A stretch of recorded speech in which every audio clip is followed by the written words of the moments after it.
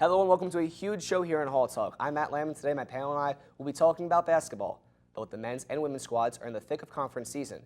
At the Prudential Center on Wednesday, the men picked up a 73-57 victory over Providence behind strong performances by their seasoned seniors. Kadeen Carrington led the way with 23 points and 7 dimes. Angel Delgado accrued yet another double-double after being honored as the Big East's all-time leading rebounder. The Pirates have their own Super Bowl matchup in Philly on Sunday against number 1 ranked Villanova. We'll break down what needs to happen for the Hall to pull off an upset. In Walsh Gym, the women's team returns home for 2 games this weekend. Winners of 3 of their last 4, the Pirates look to separate themselves from the middle of the pack in the Big East. Find out who needs to step up to secure a winning weekend. And stay tuned for hot takes by myself and my panelists. It's all happening right here, right now. This is Hall Talk.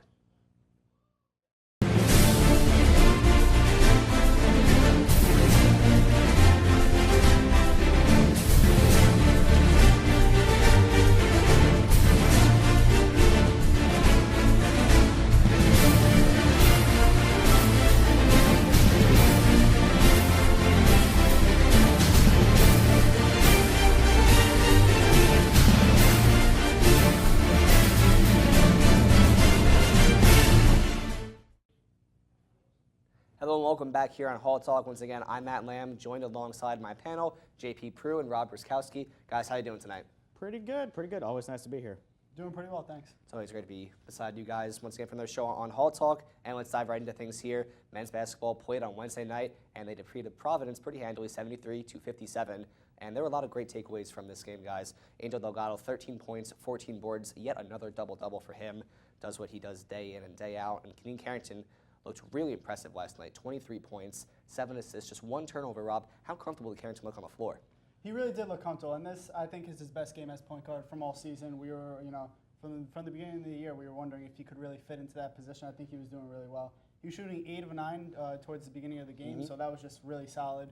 And then he finished a little bit under that. He was taking some really long threes, but the threes he took at first were really good shots, and they went in, so. Yeah, smart shot selection really was what paved the way for the Hall early. Had a 19-0 run that really separated themselves from Providence early and really kept that going throughout the rest of the game. JP, what were your takeaways from Kadeen? Number one thing is the guy he was going against, Kyron Cartwright's one of the best point guards in the conference, probably number 2 right behind Jalen Brunson, and he absolutely dominated him in the game. 0 points from Cartwright. He blanketed him the whole night. That's why I like to see on the defensive end, actually, from Kadeen, more than the offensive end, and the offense just came with it. He played well, found his teammates, and they made shots. Seton Hall had 73 points, but only 2 from the bench, just coming from Miles Cale, so the starters put in the bulk of the work on Wednesday night, guys. What do you have to take away from the bench? You concerned at all, Rob? A little bit. I mean, it's always concerning when you get 2 bench points, and and they did play some decent minutes. I feel like this team, it's always one cylinder that doesn't quite get there. Sometimes it's Angel Delgado having an off night. Sometimes Desi Rodriguez, obviously that one game recently. But we kind of need the bench to step up, obviously, with tougher games coming up. JP, what did you take away from the non-starters? Well, from the non-starters, I'm going to hold off a little bit for a little bit later, just a little preview there for the show. I'm pretty good at this, guys, don't you know? But more importantly, what I saw of them is Miles Cale needs to stop deferring the ball to seniors. Every time I see him with the ball, he can play.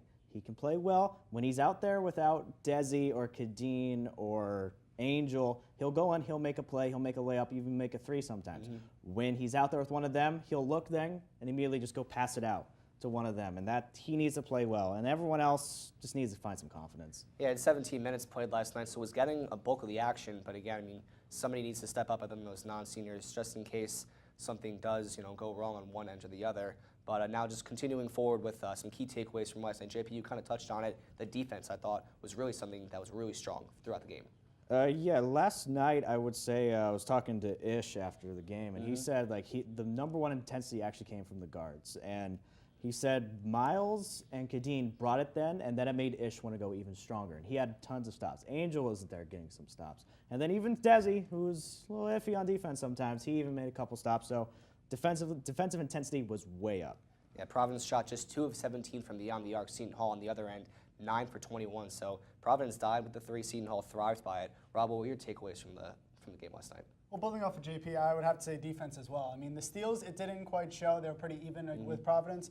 But just, I guess, indirectly, there were 2 key players who got 0 points. And then just all night, it was just lockdown defense. And that 19-0 run is really a big showing of that, to hold a team like Providence scoreless for that long is really impressive. And midway through that first half, that run fueled the Pirates the rest of the way out, and they'll take that momentum now into Sunday for a SHUperbowl matchup between Seton Hall and Villanova. The last time those two teams played was in the Big East tournament. Heartbreaking result for Seton Hall as they lost in the final seconds of that one, as Villanova eventually won the Big East championship. But guys, just Nova's #1 right now in the country, and they're firing on all cylinders. What chance does Seton Hall have, JP? All right, so what number of the country is Villanova #1? I'll give them a 1% chance. So there's a chance then. Oh, there's a chance. Okay. There's All a right. chance. Have to be a But believer. that chance better have DiVincenzo, Brunson. I mean, Phil Booth's not playing, so that might bring me up to a 1.5%. But all those guys, every time they shoot the ball, I just think it's going in. And if they miss it, I'm surprised. So I'm not going to give them too much. If they keep it close, I'll be happy. Rob, who do you think needs to step up for Seton Hall in order to really contain this Villanova team and potentially get a win? Well, really, I think it's coming from the bench or maybe starting, depending on who Kevin Willard's feeling that night. But it's Michael Enzi. He had 0 points last game. Obviously, we said, with the bench it struggled, but he needs to be up there about the 8-10 point range and really putting in with rebounds and everything else too, just helping the other guys on the floor. So I think he needs to have a big game. And the Wildcats have 6 guys who average more than 10 points per game, and some of those key players, Brunson, Eric Pascal, also Amari Spellman, those guys really know how to put the ball in the basket. So a quick over-under here where we have the chance. Rob, I'll start with you. Angel Delgado collects more than 15 points. He's only averaged 9 over his past 4 games. The rebounding's there, but the scoring needs to step up. I'm going to say the over. I really think he has a chip on his shoulder, especially from that last game. With the Big East, he missed at the final second, so I think he's going to come out hard and he's going to come out, big. JP, over-under on that. That's going to be close. I'm going to go just slightly under, maybe give him like 13, 14 points. That's about where he's really handling it right now, especially against some of the good bigs on Villanova. Okay, and then just give me an over-under on this one. Miles Powell's been shooting 42% from beyond the arc this season. Miles Powell makes more than 2 threes. Over-under, Rob. I'm going to say under on that one. He kind of goes hot and cold sometimes. He just had a hot game, so why not a cold one? JP? I will split that and say he'll get 2 exactly.